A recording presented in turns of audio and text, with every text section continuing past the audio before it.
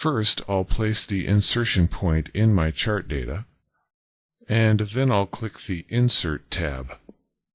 I want a simple column chart, so I'll click a column and select a chart type.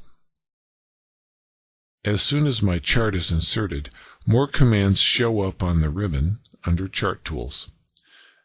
Now, before I show you anything else, notice that when I click outside the chart tools go away. In other words, some of the ribbon commands are contextual. If you're not working with them, you don't need them, so you don't see them.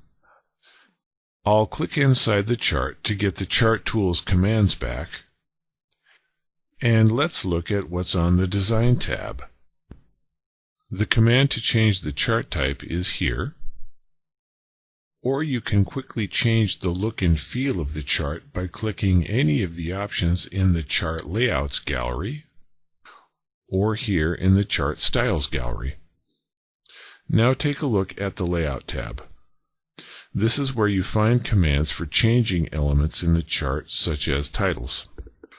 For example, I can click the Axes command and then set my vertical axis to display dollar amounts in thousands, and there's my change. I can also click the Data Labels command and add specific dollar amounts to each bar on my chart. Finally, the Format tab is where you can add fill colors or change line styles. For example, I can add a fill color to the chart. Also, do you see this arrow in the lower right corner of the group? That's a dialog box launcher, and you'll see several of them on the ribbon tabs. Hovering shows you which dialog box the launcher provides. Then click to start the dialog box. And again, when I click outside the chart commands go away.